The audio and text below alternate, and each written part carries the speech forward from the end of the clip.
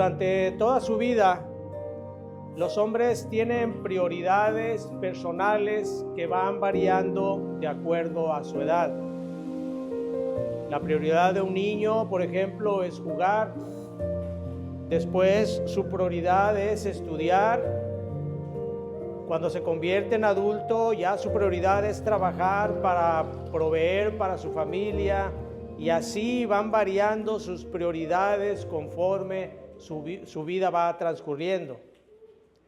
Pero hay una prioridad que en ninguna etapa de su vida puede ser de más importancia que esta. Y esta prioridad es estar bien con Dios. Este va a ser el título de la predicación de esta mañana. Se va a llamar Estoy bien con mi Dios.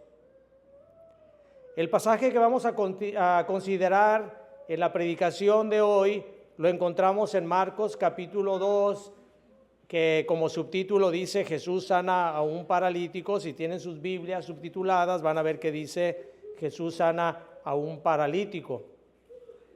Ahora, la gran mayoría de los sermones que se hacen de este relato, que me ha tocado escuchar, que me ha tocado ver acerca de este relato, resaltan la fiel amistad de los amigos del paralítico y la fe de ellos en que su amigo iba a ser sanado. Sin embargo, predicarlo de esa manera, aunque no es malo en sí, sí exalta al hombre y no a Cristo.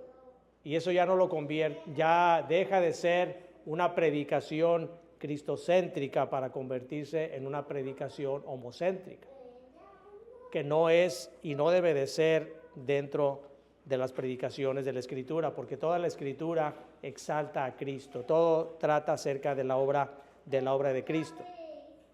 En toda la Escritura, en toda predicación debe de exaltarse la persona de Cristo y su obra redentora.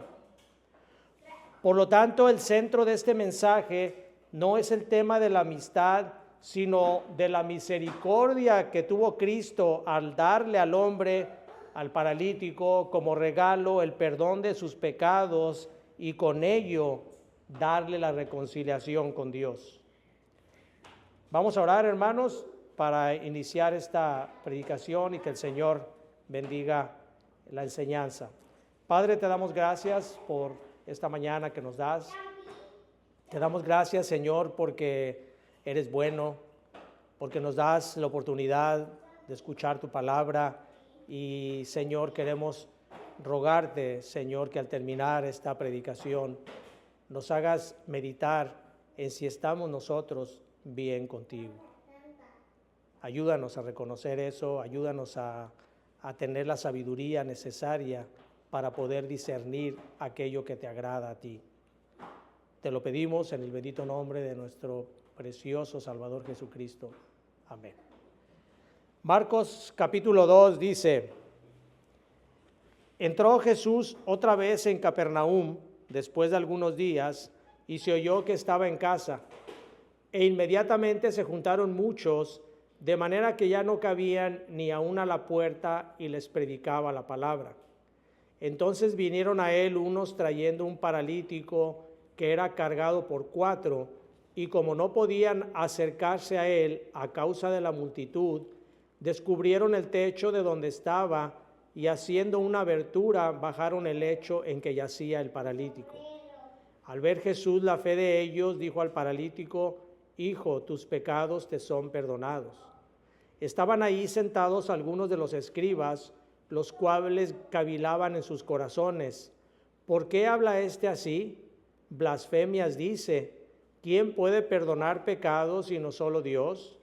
Y conociendo luego Jesús en su espíritu que cavilaban de esta manera dentro de sí mismos, les dijo: ¿por qué caviláis así en vuestros corazones?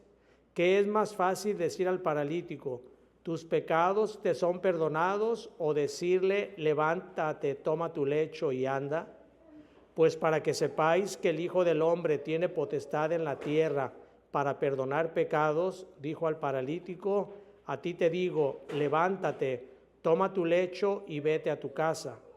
Entonces él se levantó enseguida y tomando su lecho salió delante de todos, de manera que todos se asombraron y glorificaron a Dios diciendo: nunca hemos visto cosa igual.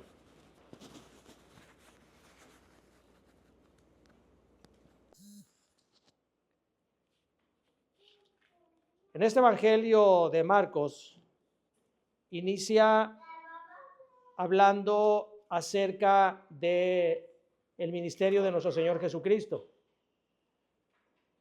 Los evangelios inician de diferente manera. Por ejemplo, el Evangelio de Juan nos habla acerca de la divinidad de Cristo. El Evangelio de Mateo nos habla primeramente acerca de la genealogía de nuestro Señor Jesucristo. Pero en este Evangelio de Marcos inicia hablando ya acerca del ministerio, ya del ministerio de nuestro Señor Jesucristo. Dice que después de ser bautizado por Juan y de ser tentado en el desierto por Satanás, nuestro Señor inicia su ministerio en la región de Galilea. La región de Galilea estaba al norte de lo que era la región de Judea. Es ahí, en ese lugar, donde ocurren varios de los milagros de nuestro Señor. De hecho, en esa región de Galilea fue donde predicó más. En las aldeas que estaban alrededor del lago fue donde más nuestro Señor más estuvo predicando. Ahí fue donde también, según este Evangelio de Marcos, llama a sus primeros 4 discípulos: a Simón, al que después iba a poner por sobrenombre Pedro, a su hermano Andrés, a Jacobo y a su hermano Juan, que eran los hijos de Zebedeo, y todos ellos eran pescadores. En esa región de Galilea existía un lago llamado el lago de Galilea. Es muy conocido en los evangelios este lago, porque entre otras cosas ahí fue donde el Señor calma la tormenta. Este lago también se le llamaba el mar de Galilea. Lo vamos a encontrar en los evangelios para que podamos ubicarnos cuando escuchemos estas palabras diferentes, porque tenía diferentes nombres: el lago de Galilea, mar de Galilea, el lago de Genesaret, el mar de Tiberias, y en el Antiguo Testamento lo encontramos como el mar de Cineret. Este lago se encontraba rodeado de pequeñas ciudades como Nazaret, Caná de Galilea, Betsaida, Corazín, Magdala y Capernaum. Como se dan cuenta, son ciudades muy conocidas dentro de los evangelios, porque fue, como les digo, una región donde nuestro Señor Jesucristo estuvo llevando a cabo la mayor parte de su ministerio. Ahora, dice el versículo 2, dice: entró Jesús otra vez en Capernaum después de algunos días y se oyó que estaba en casa. Jesús se encontraba en la ciudad de Capernaum y dice aquí que se encontraba en casa. Aunque la Biblia no nos habla acerca de esta casa específicamente, de acuerdo a los escritos, podemos nosotros entender que esta casa era probablemente la casa de Simón Pedro.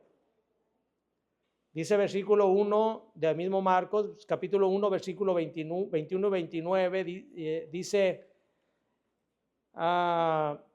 y entraron en Capernaum, y los días de reposo, entrando en la sinagoga, enseñaba.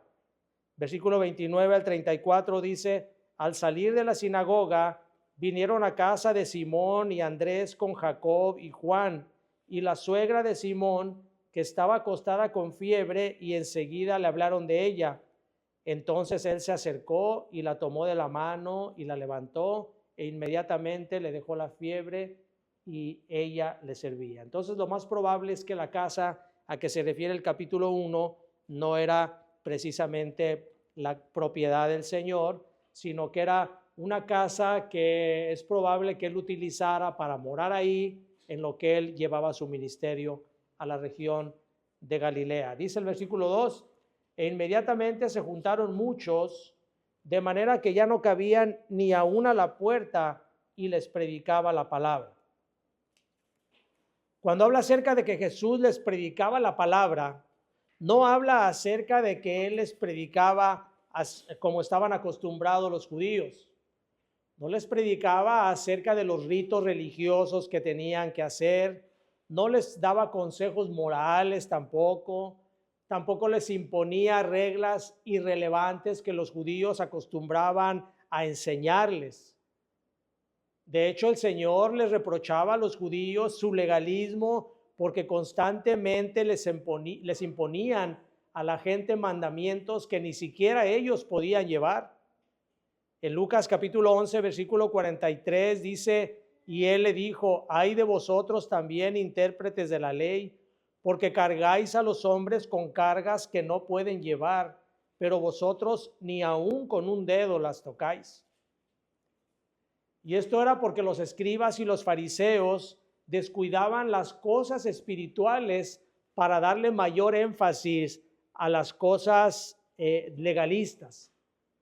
Descuidaban aquellas cosas, la de verdadero valor, la del corazón, y se enfrascaban en esas discusiones a ver cuál aquellas cosas consideraban ellos que era una falta cuando las cometían en el Sabbat.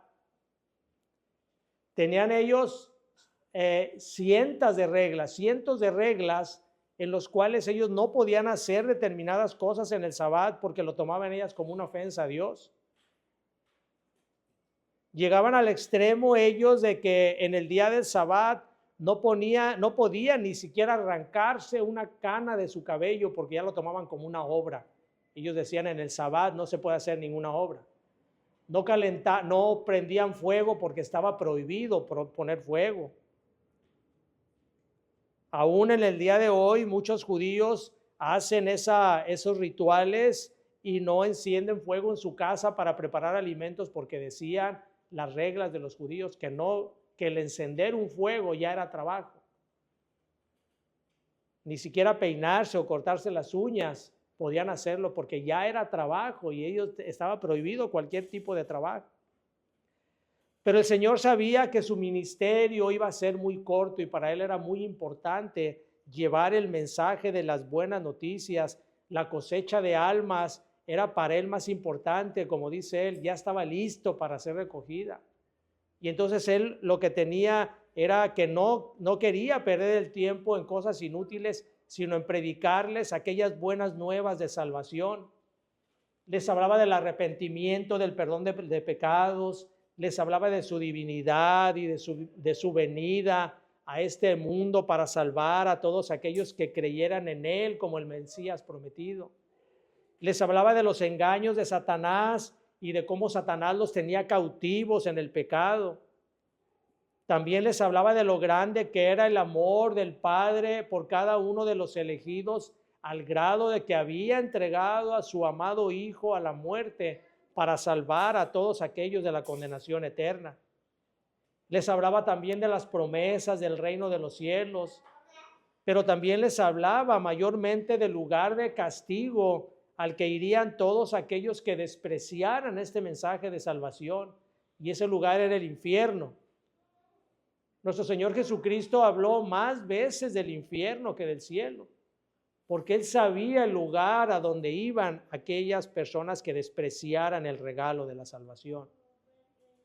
Él nunca se cayó acerca de predicar, acerca del riesgo que todo ser humano tiene cuando desprecia la palabra de nuestro Señor Jesucristo, la obra de nuestro Señor Jesucristo. Es el infierno, y a nosotros no debería de darnos temor hablarle a la gente y decirle: tú, si no estás confiando en Cristo, tú vas a pasar la eternidad en el infierno, porque esa es la realidad. Eso es lo que Cristo enseñaba. Es por eso que la manera en que el Señor les enseñaba era tan asombrosa que la Escritura dice que se maravillaban. Dice Mateo 7, 28, 29, dice: y cuando terminó Jesús estas palabras, la gente se admiraba de su doctrina porque les enseñaba como quien tiene autoridad y no como los escribas. El Señor tenía autoridad, la misma autoridad que le daba el ser el mismo Dios. El mismo Dios de las Escrituras es el que les estaba hablando, por eso tenía la autoridad de que todo lo que él decía era lo que era la verdad. Dice el versículo 3: entonces vinieron a él unos trayendo un paralítico que era cargado por 4. Existen 3 causas probables de que este hombre hubiera estado paralítico. Número 1, que así hubiera nacido ya, que fuera paralítico desde su nacimiento. Número 2, que tuviera una enfermedad de tipo motriz, de tipo motor, como resultado de alguna enfermedad que le hubiera causado la parálisis. Y número 3, que hubiera sido como resultado de alguna lesión que hubiera sufrido en su columna vertebral, ya sea por algún accidente o por alguna pelea. Pudo haber sido que este hombre se encontrara en esa condición. Pero de cualquier manera, la condición en que este hombre se encontraba era realmente de lástima, era lastimera su condición. En esos tiempos, una persona en estas condiciones no tenía ninguna esperanza de ser sanado. No había neurocirujanos que le practicaran una cirugía, tampoco habría fisioterapeutas que le ayudaran a rehabilitarse, no existían analgésicos que le calmaran sus dolores y tampoco había silla de ruedas con la tecnología que le permitiera desplazarse por él mismo. Él no podía moverse a ningún lugar sin ayuda. Él vivía recostado en una especie de cobija o quizá en alguna hoja de alguna palma, esperando que alguien se compadeciera de él para llevarle alimento. Él no podía moverse, estaba inmovilizado. También quizá la mayor parte del tiempo estaba sucio y muy sucio. No podía él moverse. No podía satisfacer las más mínimas necesidades fisiológicas básicas. Probablemente algún amigo se compadecía de él y lo cambiaba de posición para curarle las llagas que se le formaban atormentándolo de día y de noche. Además de que la misma enfermedad, al encogerse sus músculos por la falta de movilidad, le causaban calambres que eran dolorosísimos para él. Esa era la condición de este hombre, era una condición verdaderamente lastimera. Pero contaba con 4 amigos fieles que habían escuchado de los milagros de sanidad que hacía Jesús y decidieron llevarlo. Dice el versículo 3 y 4, dice: entonces vinieron a él unos trayendo un paralítico que era cargado por 4, y como no podían acercarse a él a causa de la multitud, descubrieron el techo de donde estaba y haciendo una abertura, bajaron el lecho en que yacía el paralítico. Cuando llegan a la casa, se dieron cuenta de que la casa estaba llena, de que no podían acercarse ni siquiera a la puerta porque se había formado una masa humana a la entrada del lugar. Todo el mundo había escuchado de lo que el Señor hacía y habían ido al saber que estaba en la casa, que la casa era probablemente de Pedro. La gente se había ido, las multitudes habían ido a ese lugar tratando de que el Señor los recibiera para sanarlos, buscaban su sanidad. Es probable que la mayoría de las personas, y si no todos, eran personas enfermas o personas que estaban llevando gente enferma. Así que cuando llegan estos amigos con la camilla en la que le llevaban, quizá pensaron que al ver la condición de aquel hombre le iban a abrir paso para que entraran a ver al Señor y de esa manera sanarlo, pero no fue así. Nadie quería perderse la oportunidad de ser recibidos por el Señor y ser sanados de cualquier dolencia que tuvieran.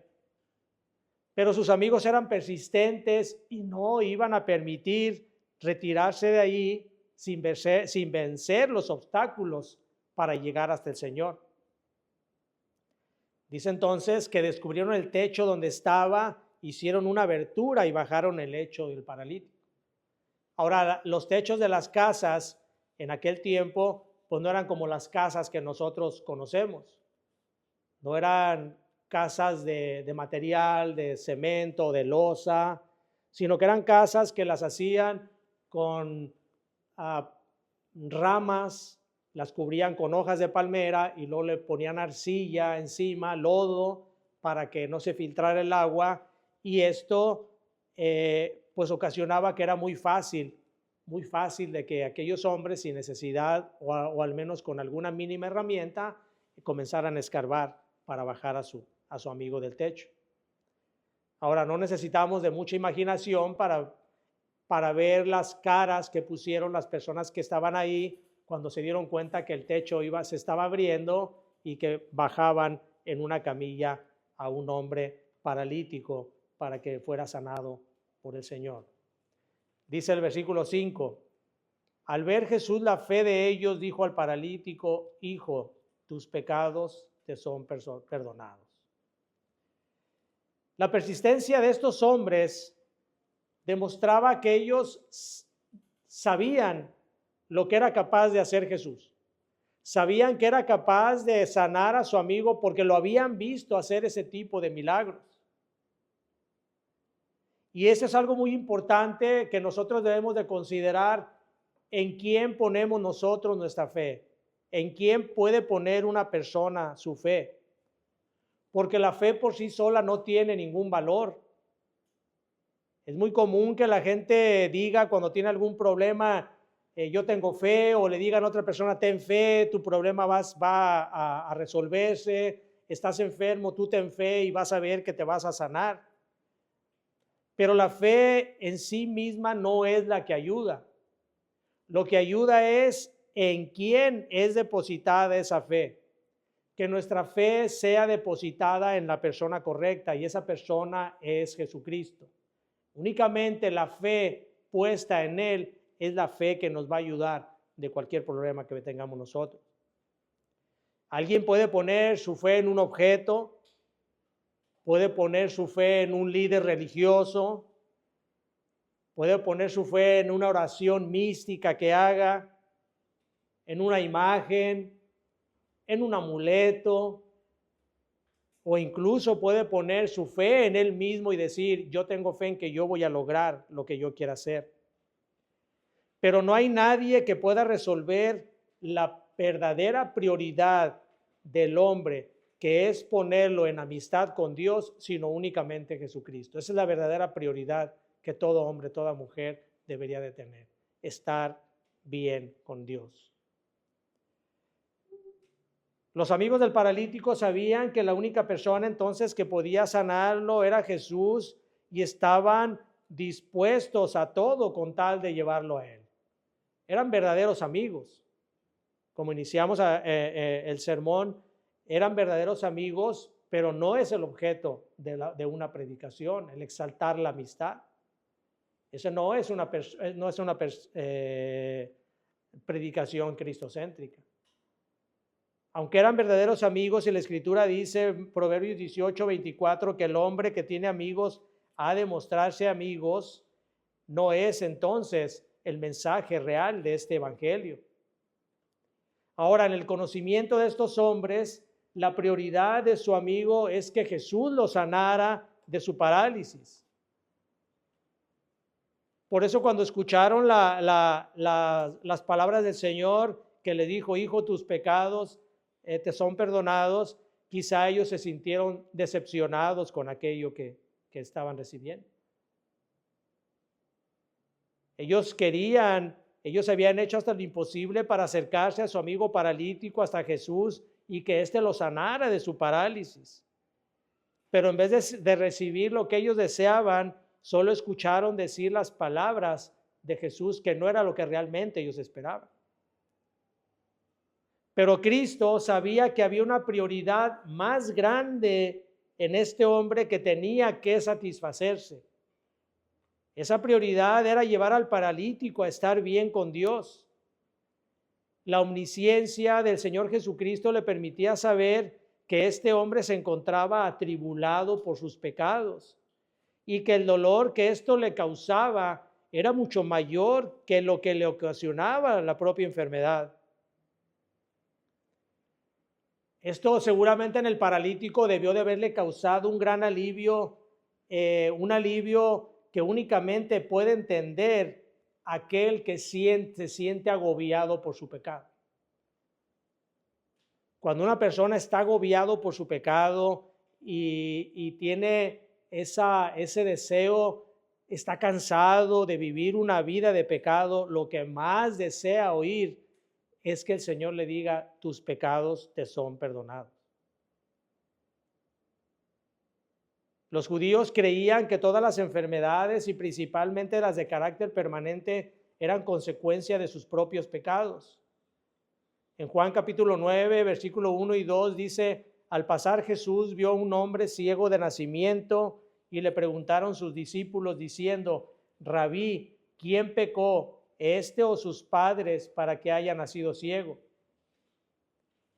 Es por esto que cuando el paralítico recibe la misericordia del Hijo de Dios, que le otorga el perdón de los pecados y con ellos la reconciliación con su Dios, él ya no necesitaba más. Él ya estaba en paz con su Dios. Y nosotros quizá no podamos entenderlo porque pudiéramos en nuestro pensamiento también, pudiéramos decir, bueno, pues yo creo que el paralítico lo que necesitaba, así como sus amigos pensaban, era que el Señor lo sanara. Pero el Señor sabía que había algo más importante, porque el Señor conoce más allá de lo que nosotros conocemos. Jesús vio un corazón cargado de pecado y decidió hacerlo descansar. Él sí pudo ver cuál era la prioridad del paralítico. Y es por eso, hermanos, que la mayor prioridad en nuestra vida no debería de ser resolver nuestra situación económica. Nuestra mayor prioridad en nuestra vida tampoco sería reconciliarnos con nuestra esposa o con sus esposos cuando tienen algún problema.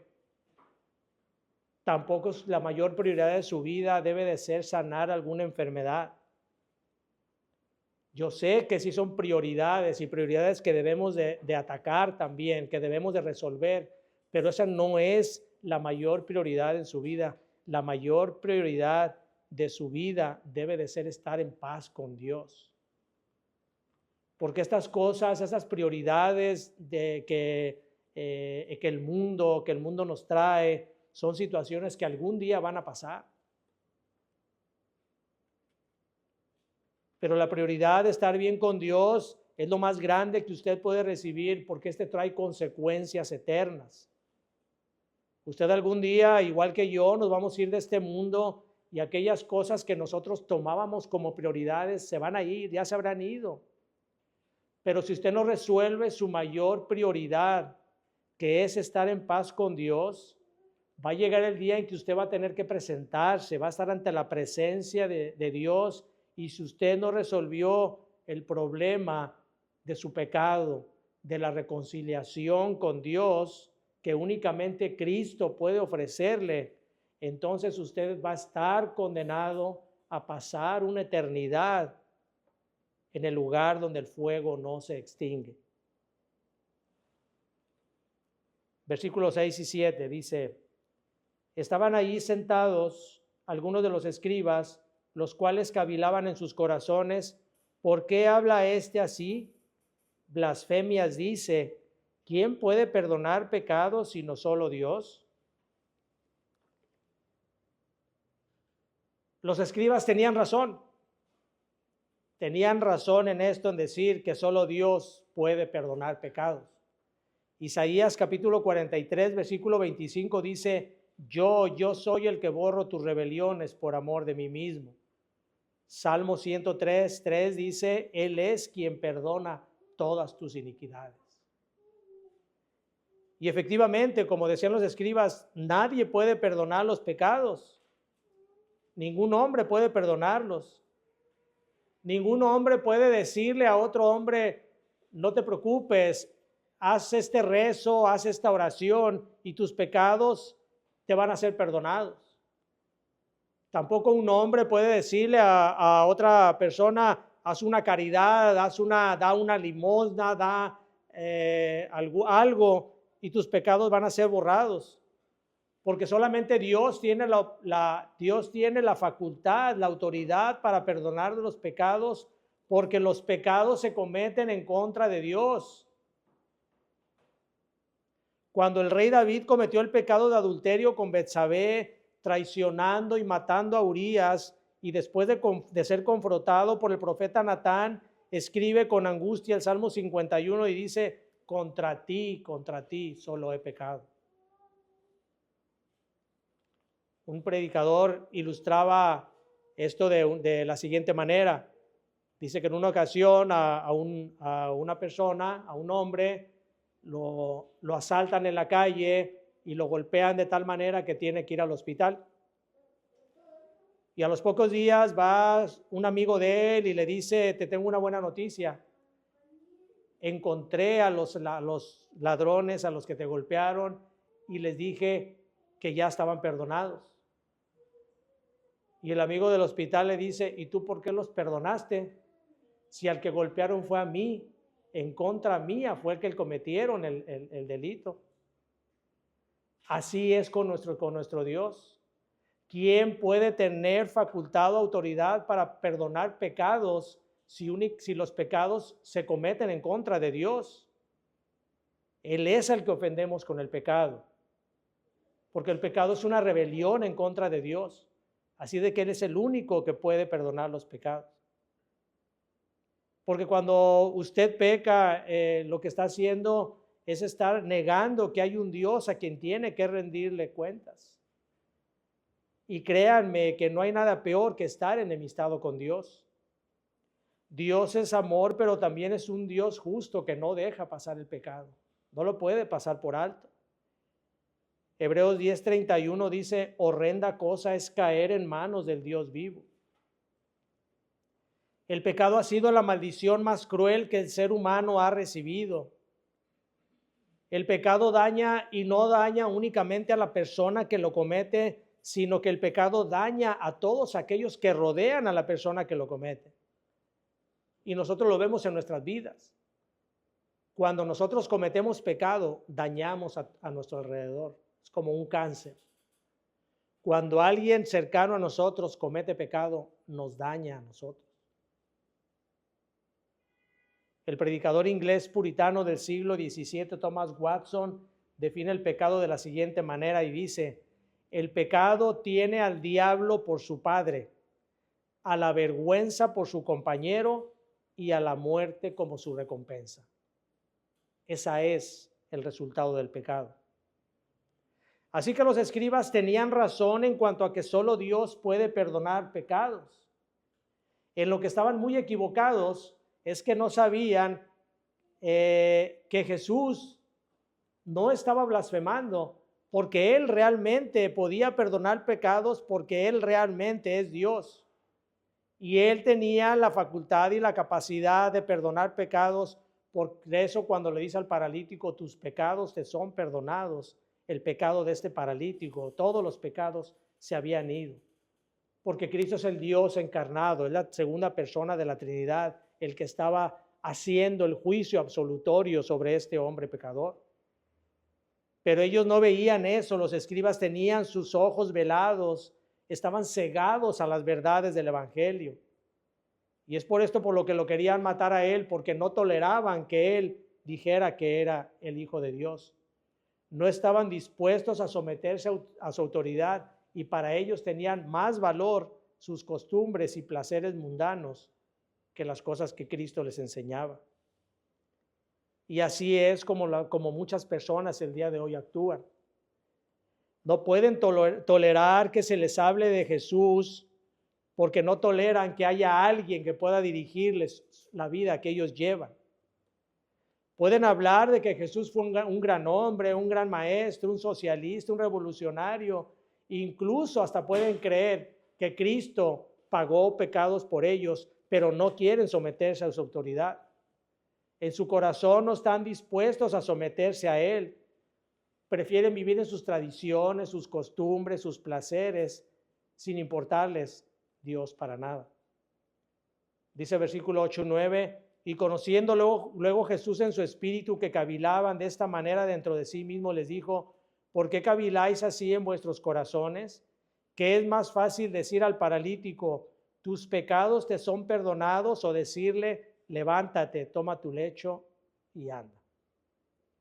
Esta pregunta que les hace el Señor lógicamente nosotros también, pues, sin tener el conocimiento de la Escritura, pudiéramos decir que lo más fácil es decir, tus pecados te son perdonados. Eso cualquiera lo puede decir. Porque nadie puede ir al cielo y revisar en los archivos celestiales si realmente a la persona que le dicen tus pecados te son perdonados, están borrados.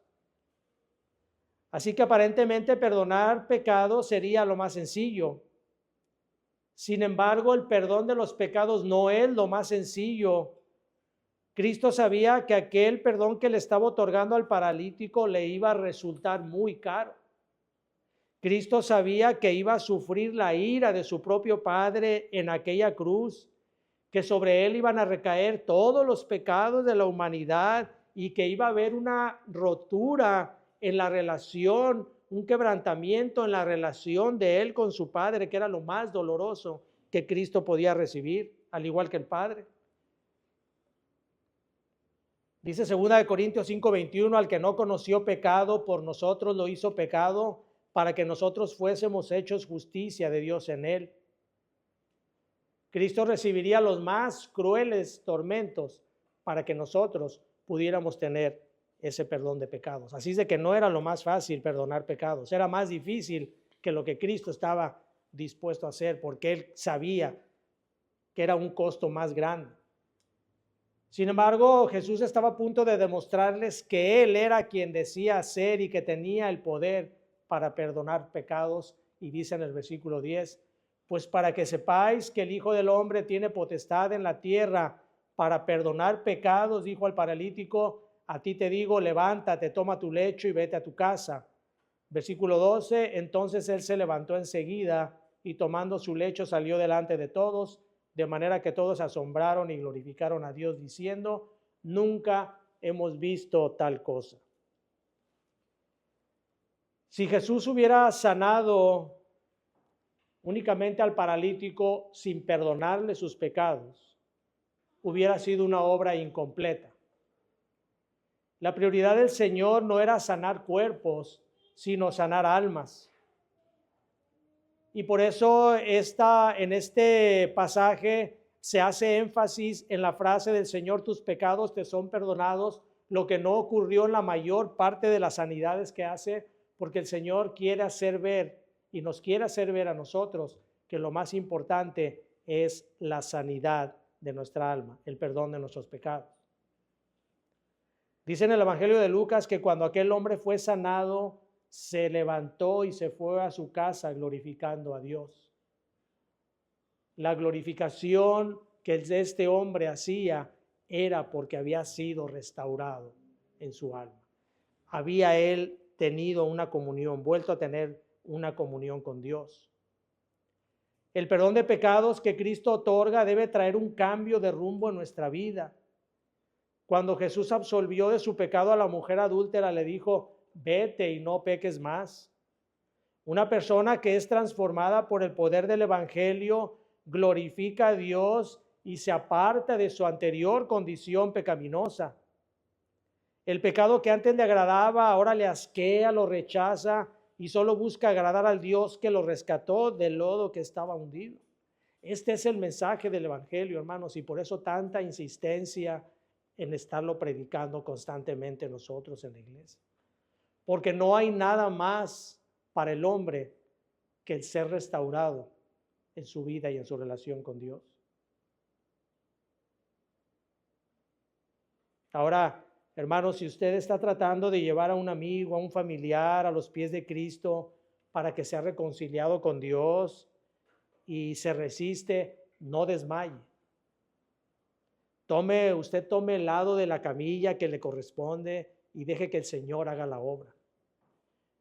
Usted siga orando, siga aprovechando cualquier oportunidad para compartir el Evangelio, porque eso es lo que nos toca a nosotros. El Señor tiene su momento, tiene sus tiempos, tiene su lugar en que una persona va a convertirla. Y así como aquellos amigos hicieron y no desmayaron al ver a las multitudes, nosotros no debemos de desmayar. Hay ocasiones en que sí vemos y pensamos que nuestras palabras están llegando a corazones muy duros que nunca se van a doblegar, pero eso no nos corresponde a nosotros. El Señor es el que va a hacer su obra. Y si usted nos está viendo por el internet, esta predicación, no invierte el orden de sus prioridades. Su pecado lo hace estar en enemistad con Dios y eso no es bueno. Que su principal prioridad sea estar en paz con Dios y entonces cualquier problema, por grande que sea, no tendrá la mínima oportunidad de derribarlo, porque ahí estará el Señor fortaleciéndolo en todo. Permítanme contarles una historia y con esto termino, hermanos. Horatio Spafford, un norteamericano muy rico del siglo XIX, tuvo muchas desgracias en su vida. La primera de ellas ocurrió en 1871, cuando, teniendo muchas posesiones en la ciudad de Chicago, ocurrió un incendio muy, muy famoso que destruyó gran parte de esa ciudad. Y este hombre, que era muy rico, perdió toda su fortuna en ese incendio.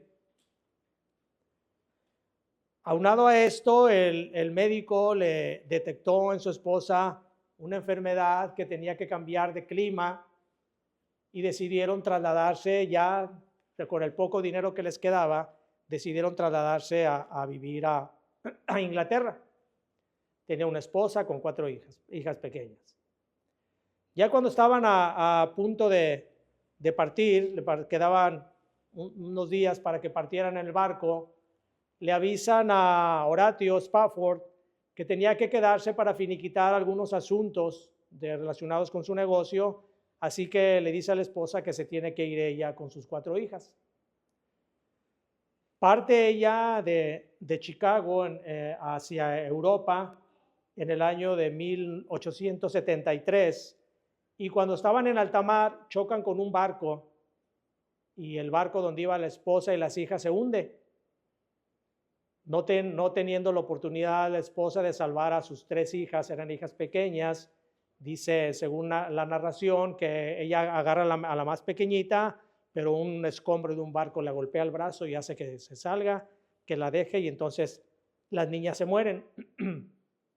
Ella sobrevive, llega un barco, los rescata y llega a Inglaterra, y cuando llega a Inglaterra le manda un mensaje a su esposo y le dice: fui la única que sobrevivió.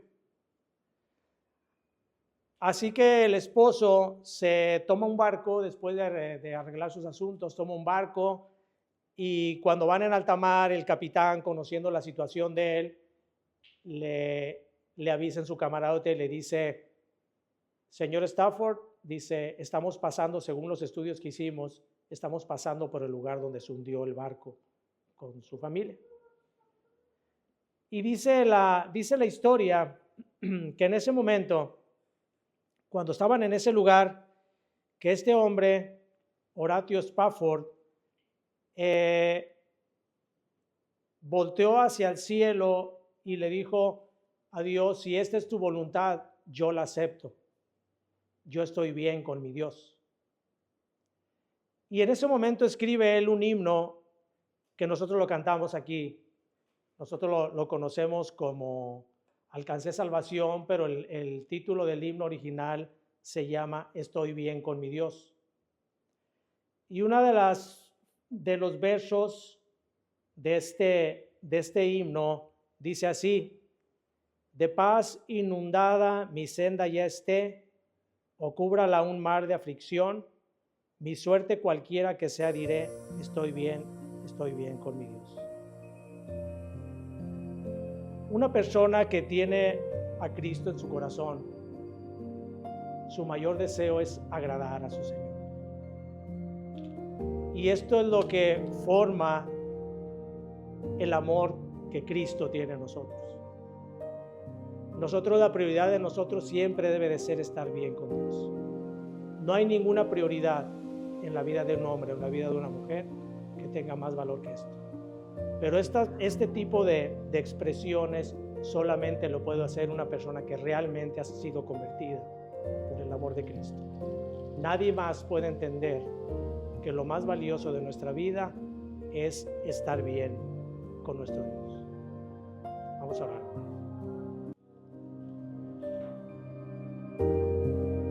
Padre